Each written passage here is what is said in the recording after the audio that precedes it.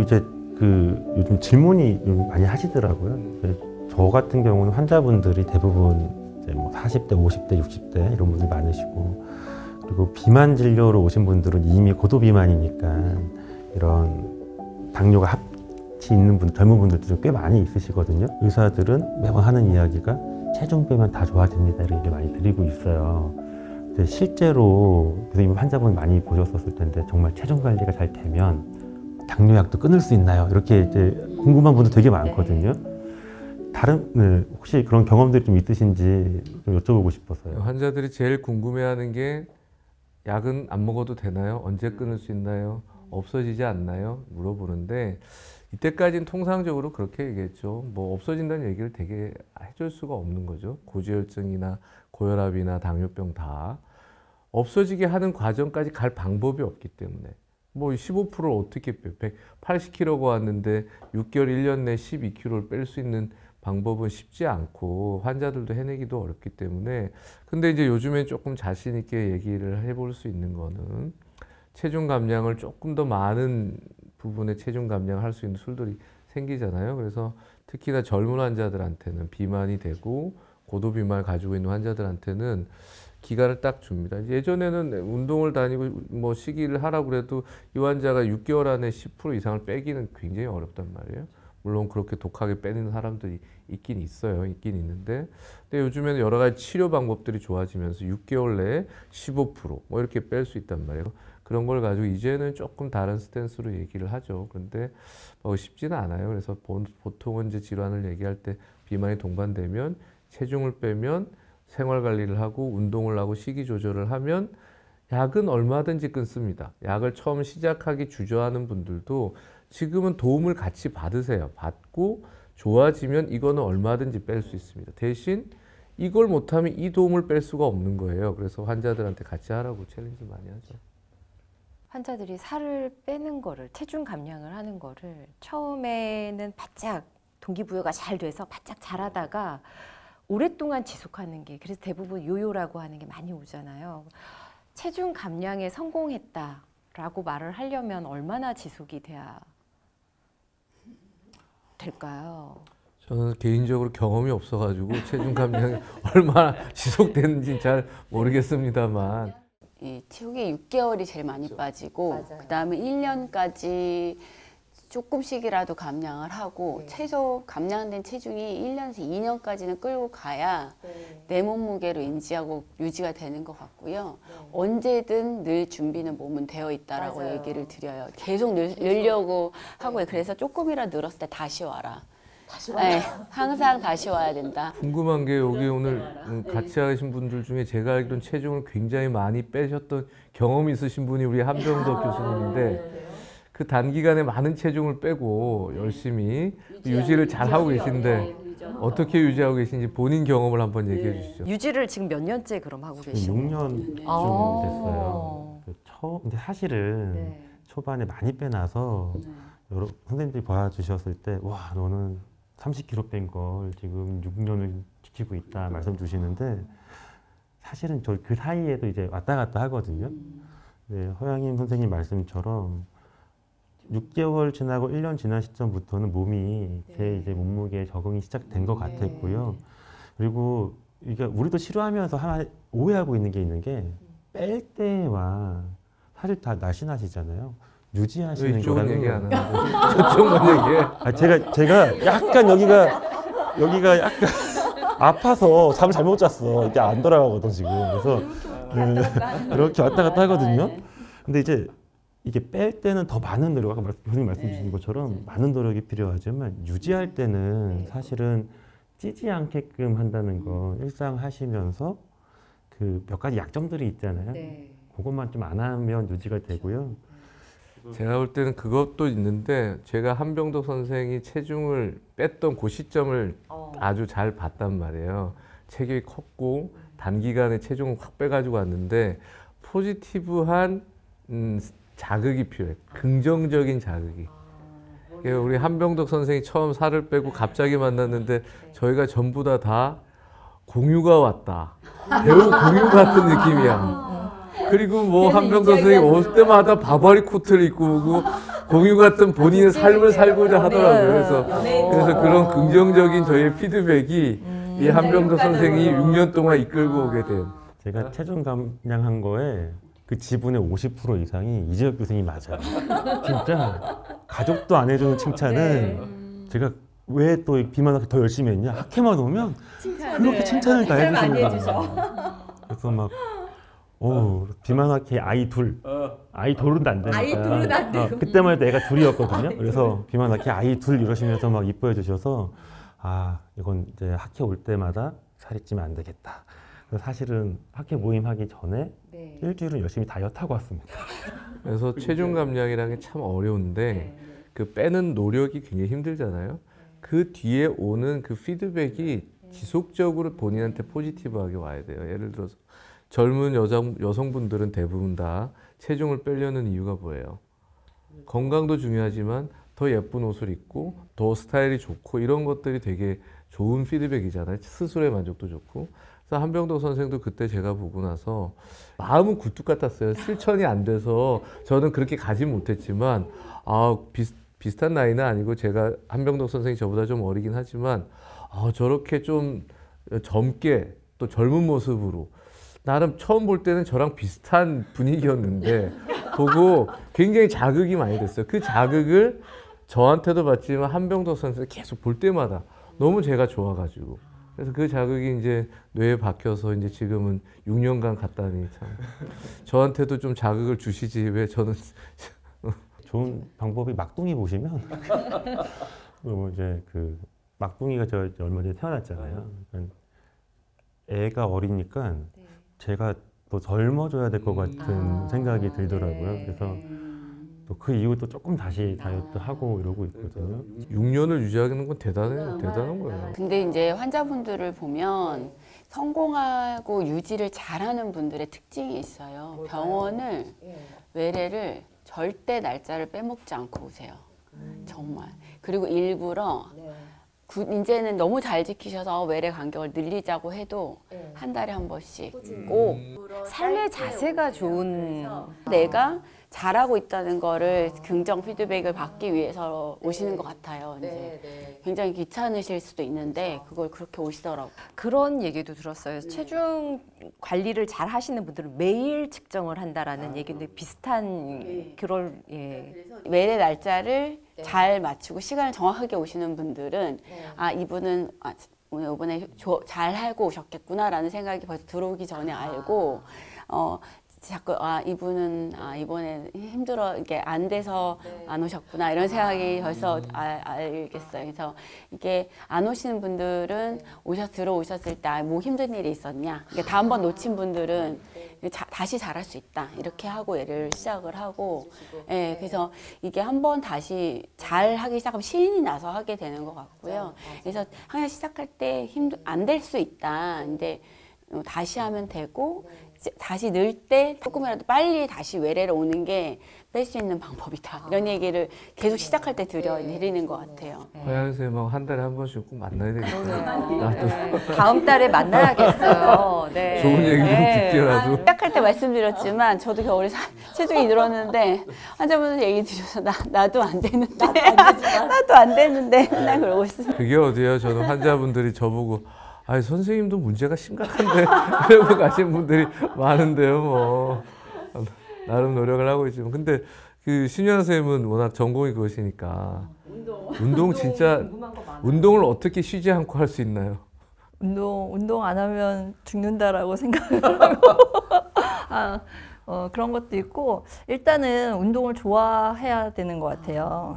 그리고 저는 항상 이게 이야기를 하는 게 사람들이 뭐 달리기가 좋다, 뭐 해서 내 달리고 뭐 걷기가 좋다, 그래서 또 내 걷고 이러는데 어떻게 우리가 평생 걷고 어떻게 평생 달리냐. 그래서 좀 운동을 이제 좋아하게 만들기 위해서라도 좀 다양한 운동을 해라. 그렇게 이야기를 많이 해요. 그래서 뭐 저도 이제 뭐 매일 이제 걷거나 달리기 이런 걸 하고는 있지만 하다 보면 또 다리 아픈 날도 있고, 그렇죠. 그럼 이제 뭐 자전거도 이제 타고, 또 근데 자전거도 타기 싫어지면 웨이트도 하고, 그리고 저는 계절 운동을 꼭 하거든요. 그래서 뭐 겨울에는 이제 스키도 타고, 여름에는 뭐 수상 스키도 타고, 그다음에 봄, 가을에는 굉장히 경치가 좋잖아요. 그럼 이제 뭐 등산도, 야외로 이제 나와서 등산도 가고, 뭐 골프도 치고 이런 식으로 다양한 운동을 하게 되면 운동 자체가 이제 재밌어지죠. 근데 매일 걸으면 처음에는 의지가 있는데 어느 순간 내가 언제까지 이렇게 걸어야 될까. 처음엔 뉴스도 보고 영화도 보고 했는데 이제 볼 영화도 없어지고 더 이상 내가 언제까지 이거를 해야 되지? 이런 이제 생각이 들 수 있는데 밖에 이제 야외 나가서 운동하고 그러면 또 다른 사람들하고 어울리게 되잖아요. 그럼 그 사람들한테도 자극을 받고 또 즐거운 시간을 보내니까 아, 내가 또 사람들 만나서 이렇게 이제 활동을 해야 되겠다 이런 생각을 하게 되는 것 같아요. 교수님 말씀이 맞는 게 안보 걷기를 하다가 교수님은 족저근막염이 생겨서 이제는 걷기를 못해서 운동을 못해서 운동을 쉬었더니 살이 다시 쪘어요. 뭐 이런 얘기를 막 하시거든요. 오셔가지고 운동이라고 하면 그거밖에 없는 거예요, 본인한테는. 그러니까 정말 다양한 운동을 하는 게 맞고 오늘 들었던 질문인데 환자분이 교수님 제가 운동을 하고 할 때 갈비뼈가 아픈데 제가 이 아플 때까지 하는 게 맞나요? 여기가 아픈데 근데 또 운동을 하나도 안 아프게 하면 운동이 안 된다고 그래서 어디까지 대답을 해줘야 되나. 근데 운동이 또 하나도 자극이 없으면 운동이 또 안 되니까. 그래서 어떻게, 근데 연세가 좀 있는 분이셨거든요. 60대 후반에. 그래서 다치면 또 안 되고. 그래서 짧은 외래 시간에 대답을 하기 되게 어려워서 제가 다음 시간에 고민을 해서 대답을 드리겠습니다 하고 오늘 보내드렸던 환자분이 있었어요. 오늘 좀 또 유튜브 보시는 많은 분들한테 궁금하신 분 많을 것 같아요. 그래서 교수님. 아니 저는 네. 아플 때는 운동하는 게 아니고 아픈 게 아니라 조금 운동하고 나면 여기가 조금씩 아플 때가 있는데 그러니까 그 자극이 있을 때까지 해야 되나요?가 질문이죠. 예, 그러니까 아플 때 운동하면 안 되는데 아프게까지 운동을 하면 더 안 되겠죠. 저희가 아프면 싫어 그러잖아요. 일단 아프다라고 우리가 느끼는 건 뭐 염증이 있건 아니면 손상이 있건 이런 반응이 나타나는 건데 그때 운동을 하면 그게 더 심해지거든요. 근데 그렇게 이제 아프게 될 때까지 운동을 하게 되면 우리가 운동을 하면 염증도 없애고 몸에 이렇게 나쁜 뭐 산화 스트레스도 없애고 이런 것들을 좋아지게 만들기 위해서인데 그 아프게 한다라는 건 염증도 만들고 산화 스트레스도 만든다는 거잖아요. 그래서 아플 때까지 운동을 하는 건 맞지 않는 것 같아요. 근데 우리가 이제 어느 정도 이제 뭐 과부하의 자극, 일정한 자극 이상이 돼야지만 뭐 체력도 증가를 하고 뭐하고 한다라고 말씀은 드리는데 그게 아프다는 의미는 아니거든요. 저는 근육 만드는 운동은 다음날 살짝 근육통이 있어야 근육이 생기는 거다 이렇게 얘기를 하면서 운동을 했는데 다음날 몸이 아무렇지도 않다 이러면은 별로 운동 안 한 거라고 생각을 하고 근력 운동 하셨는데 다음날 몸이 하나도 안 아프면 운동 별로 안 된 거예요 이렇게 얘기를 드리고 있었거든요. 그럼 제가 잘못 설명하고 있는 걸까요? 아니 그거는 이제 그 좀 근력 운동은 다른 게 저희가 이제 근육을 크게 만든다라고 할 때 무거운 부하를 들게 하잖아요. 근데 근육이 이제 두꺼워지는 거는 사실은 근육에 강한 부하를 줘서 근육에 손상을 입히는 거예요. 그러면 근육이 찢어져요, 사실은 미세하게. 그러면 얘네들이 다시 복구하는 과정에서 다시 이제 손상을 입으면 안 되니까 더 두껍게 만드는 거죠.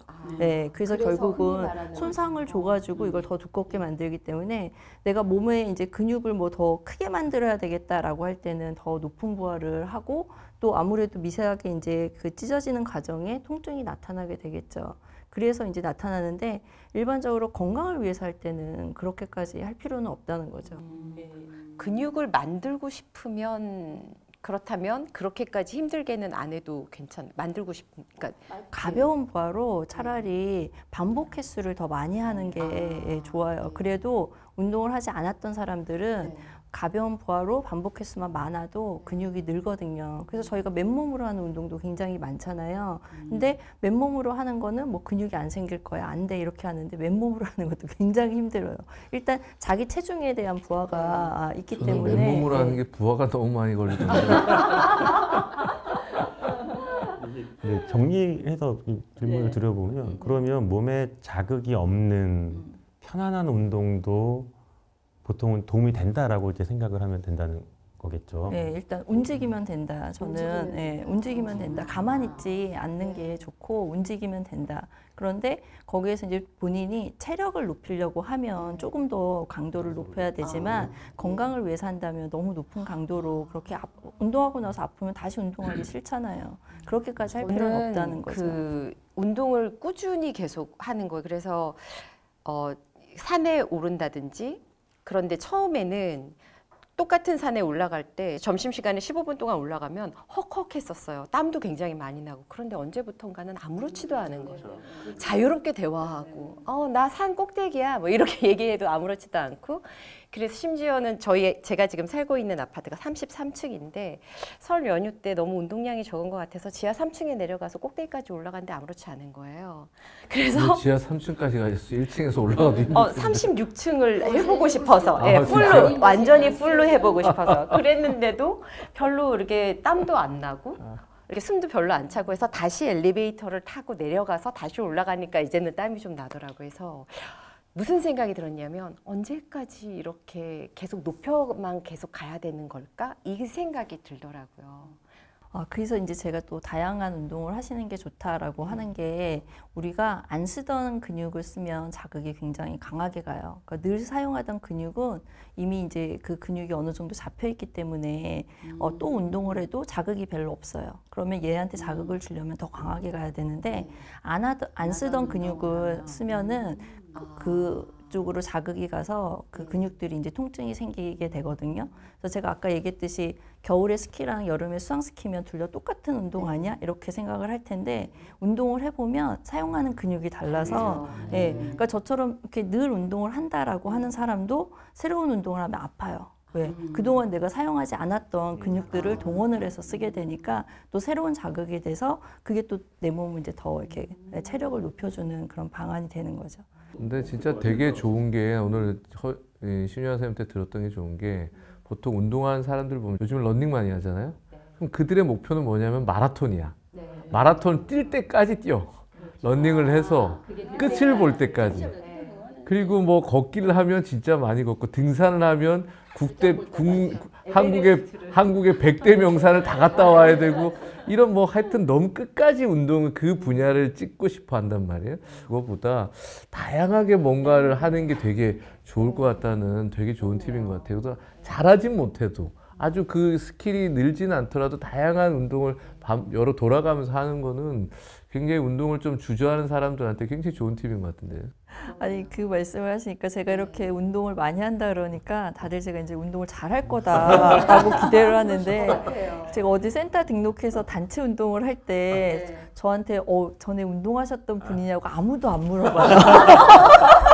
정말 일반인이에요, 일반인. 그냥, 새로운 분이 오셔서 운동을 하는구나. 예. 그러니까 저는 운동을 그냥 즐기고, 좋아하는 거 그냥 뿐이지, 운동을 잘하지 않아요. 그래도 시작을 한다는 것 자체가 대단하신 것 같아요. 이게 사실 우리가 운동 얘기를 매번 하고 있는데, 현실은 운동 시작 자체를 못하는 분들이 대다수잖아요. 대부분 그러신 것 같거든요. 혹시 이제 교수님께서 생각하실 때, 저 같은 사람들 이런저런 핑계로 운동을 못하는 사람들이 집에서라도 뭐 할 만한 거 이렇게 추천해 주실 만한 게 혹시 있으실까요? 일어나서 한번 하시죠. 일반인이 해도 될까요? 물론 저희 학교 채널에 있지만 저희 학생들이 절대 어디 가서 시범은 하지 말라고 이미지 무너진다. 그냥 말만 하세요. 하는데 저는 그 움직이기 정말 싫어하시는 분들한테 그 얘기해요. 아침에 이제 눈 떴는데 일어나기 싫다. 그때 유튜브 이렇게 보면 아침 스트레칭이 있어요. 그거 TV에 요즘 스마트 TV라서 바로 되잖아요. 하고 그냥 누워서 따라하세요. 그랬더니 그거 하면 효과 있냐 이랬는데 막상 해보신 분들이 해서 길게도 말고 5분짜리도 괜찮고 10분짜리도 괜찮고 했는데 따라하기. 그래서 그냥 누워서 이렇게 어차피 누워 있는 거니까 일어나기 싫어서 했는데 그것만 했는데도 좋다.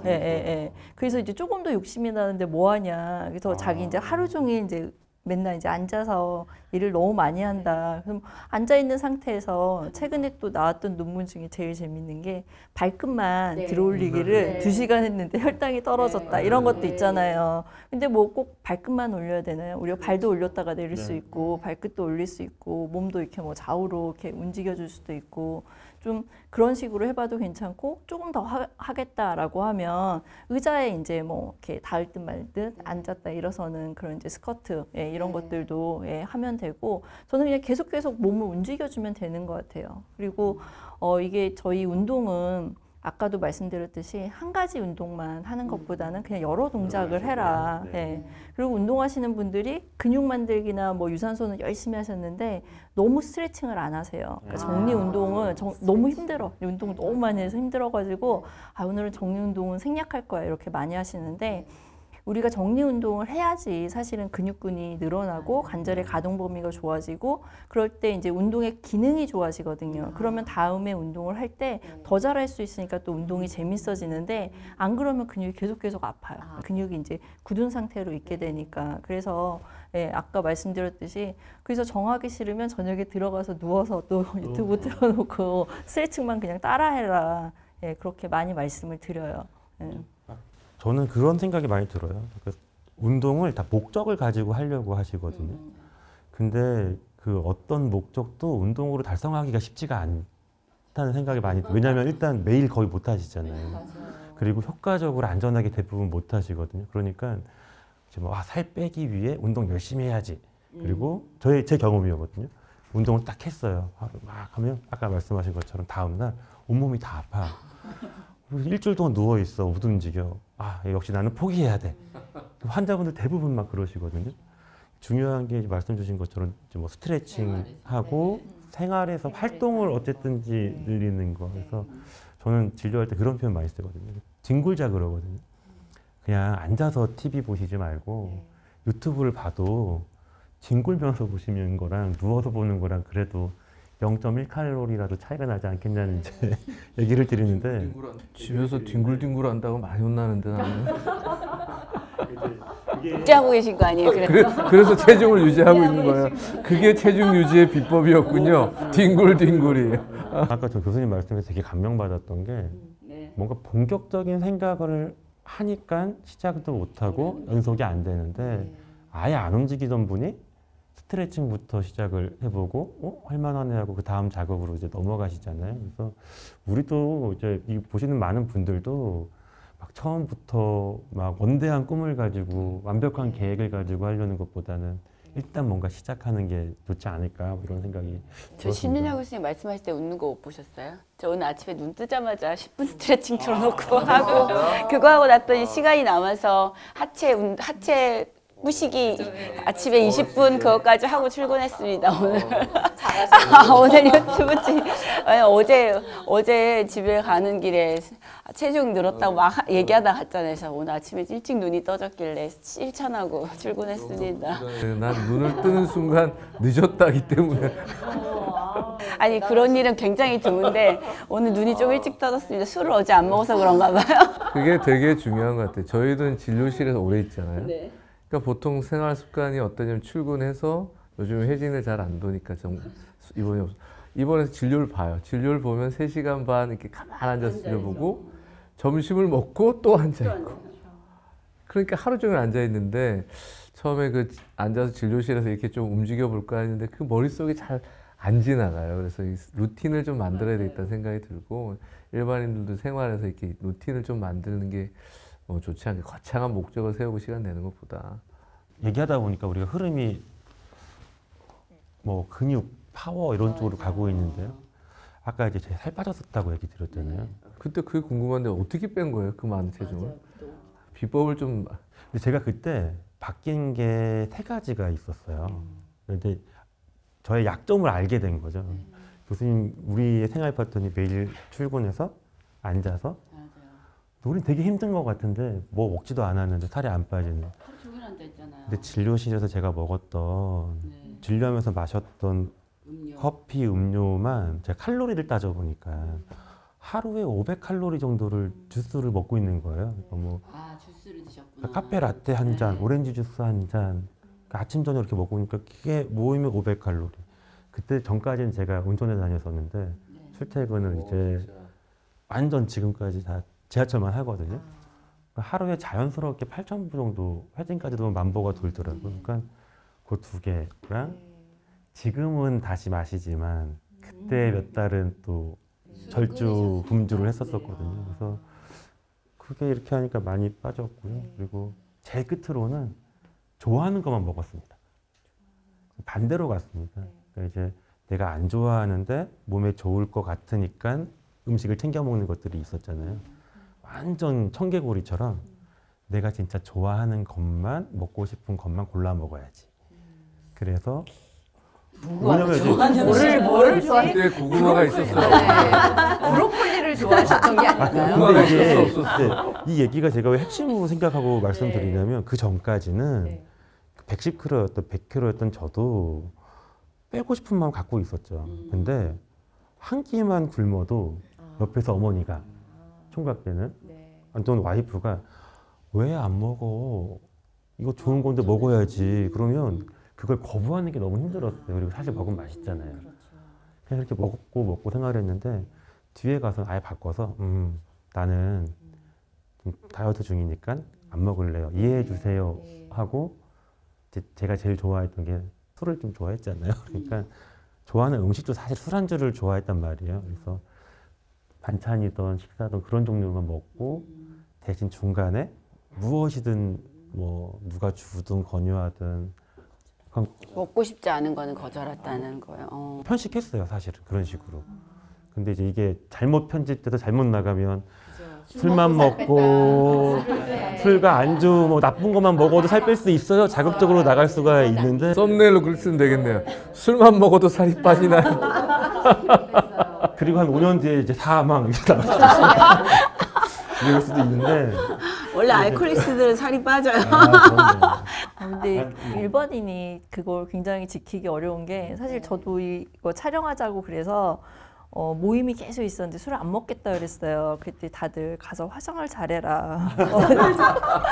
그냥 가서 화장을 잘하면 되지 왜 안 먹냐? 왜 이렇게 다 너 때문에 모였는데 분위기 망치지 말고 그냥 먹어라. 그래서 그냥 먹고 오게 됐거든요. 쉽지 않아요. 그래서 쉽지 않더라고요. 그런 게 아마 다른 분들도 이렇게 뭐 모임이나 뭐나 이런 거 이제 지인들 이제 만났을 때 아 내가 이제 다이어트 중이니까 이건 안 먹겠다 이러기가 사실 쉽지 않을 것 같아요. 저는 그래서 그런 자리 가면 제일 비싸고 맛있는 거만 골라 먹었습니다. 그리고 이거 다 떨어지면 아 나 먹고 싶은 게 없나 보다. 근데 말씀해 주신 것처럼 나는 지금 조절을 하고 있고 안 먹겠다라고 선언을 하라고도 저희가 상담할 때 이야기는 해요. 얘기하고 그다음에 팁으로 어떤 거를 제가 1번 실천 다른 거 다 잊어도 좋으니까 이렇게 하라고 하는 소아비만 아이들이 와도 그렇고 성인이 와도 그렇고 하는 게 뭐냐면 10번 이상 씹으시라고 말씀드려요. 천천히 드세요. 네, 근데 한국인들 특히 이제 바쁜 분들은 이렇게 마시듯이 너무 빨리 먹죠. 네, 2번, 3번 후루룩. 그 다음에 숟가락과 젓가락을 내려놔라. 보통은 이거를 들고 다음 거로 이렇게 계속 가시는 분들이 많아서 내려놓고 씹으라. 그러고서 한번 세어보세요. 원래는 20번인데 10번이라도 한번 해보세요라고 말씀드리고 있기는 합니다. 이게 우리나라 식사 종류의 주류가 국과 찌개이기 때문에 음식을 저희가 외국을 여행 가거나 타국 음식을 먹으면 대부분 이제 이런 찌개나 이런 게 없으니까 찝어서 이렇게 씹는 과정이 있단 말이에요. 근데 우리나라는 국이 많고 찌개가 많으니까 씹는 문화 자체가 어릴 때부터 잘 안 만들어져요. 그래서 억지로 씹고 기다리기가 어렵죠. 그래서 보통 이제 체중 조절할 때 제일 피해야 될 게 이제 국찌개들이잖아요. 염도가 너무 높으니까 그런 것들 좀 줄이고 아까 또 좋은 팁이 이거 좀 내려놓고 천천히 또 어떤 분들은 숟가락을 버리고 모든 음식을 젓가락으로 먹어라 그런 말씀도 하시더라고요. 그러니까 저는 그 오래 씹는 거에서 조금 비슷한 건데요. 말씀하신 것처럼 밥을 오래 씹어봤더니 10번 못 씹어요. 없어지거든요. 근데 저 집에서 김밥 되게 많이 만들거든요. 애기들 좋아해서 많이 만드는데 우리 집 애들이 한 끼에 먹는 공기 밥 양이 이거 반도 안 먹으려고 하는 애들인데 김밥을 말아주면 두 줄 세 줄도 후루룩 먹더라고요. 이게 손으로 집어서 간단히 먹으니까 빨리 들어오고요. 근데 혹시 이거 아세요? 김밥 맛 하면 떠오르는 맛이 있으시죠? 천국 맛 아니에요? 천국 맛. 김밥 맛 하면 김밥을 먹기 전에도 김밥 향이라는 게 있고 김밥 먹을 때 그게 있어요. 근데 그걸 집어넣어서 먹을 때 밥알 하나, 김, 재료 하나하나 맛을 한번 느끼고 드셔보시잖아요. 그럼 그게 다 맛이 다르게 느껴지는 게 나오거든요. 그래서 환자분들한테 저는 요즘 그렇게 설명을 드려요. 음식 드실 때 냄새 맡고 흑백 요리사처럼 음미하고 냄새 맡고 먹고 입에서 한번 느껴보세요. 그러면 먹는 시간이 걸리니까 그 맛에서 느끼는 만족감이 높아지니까 채워넣는 만족감보다 맛으로 느끼는 만족감이 있으면 또 조금 나아지더라고요. 그래서 저는 환자들한테 그 제철 식품 얘기를 굉장히 많이 해줘요. 즐겨라. 지금이 추울 때니까 지금은 섬초 드세요라는 말을 되게 섬초 아세요? 네, 시금치의 한 종류라고 해야 될까요? 근데 시금치가 누워 있는 애 있어. 이렇게 봄동 이렇게 걔는 강한 바람을 섬에서 자라는 하니까 옆으로 힘차게 뻗어나가 힘이 되게 좋잖아요. 근데 정말 맛있거든요. 근데 곧 없어져요 시장에서. 그러니까 빨리 섬초 드세요. 섬초 드실 때 살짝 데쳐서 들기름 넣고 무치시라고 말씀드려요. 오메가3. 예, 오메가3. 참기름보다 들기름 넣고 국간장 넣어가지고 조물조물 무치면 정말 맛있고 그걸 즐기세요. 아까 말씀하신 것처럼이라고 말씀드려요. 우리 아이들이 선생님 좋아하시는 추천해 주신 거 가만히 생각해 보니까 얘들아 당근 먹어야 되고 시금치 결론이 결국은 그러면 김밥 다시 말아야 돼요. 이게 그런데 음식을 이제 좋은 영양소들이 많잖아요.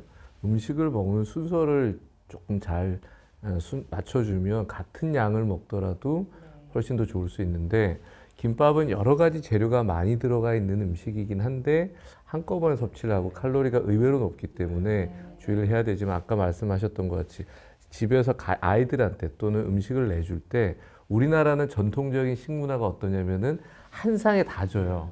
근데 서구를 가면 음식을 그렇게 주지 않잖아요. 하나하나 내주잖아요. 그래서 음식을 먹는 순서를 만들어주는 게 필요해요. 일단은 야채나 이런 걸 주고 그 다음에 메인 요리를 주고 단백질을 주는 그 다음에 밥하고 국을 제일 나중에 줘야 돼. 그렇게 해서 먹는 순서를 야채나 이런 섬유질에 단백질에 지방질이 들어있을 수 마지막에 탄수화물이 먹도록 제공을 해야 되는데 집에서 식탁 문화를 좀 바꿔보는 것도 필요할 거 아니에요. 어느 집이나 가면 한 번에 밥이 다 됐어 부르면 왜 안 돼 있는지 자꾸 불러. 그러니까 애들은 밥이 한 상에 다 차려져야 먹잖아요. 그러니까 우리도 마찬가지지만 어른들도. 그래서 식사를 하는 서브하는 그런 순서를 집에서 좀 만들어 보는 것도 나누다 보니까 배가 고파지네. 우리 아무도 쿠키를 먹지 먹을 수가 없네요. 먹을 수가 없네요. 네. 네, 혈당 지수.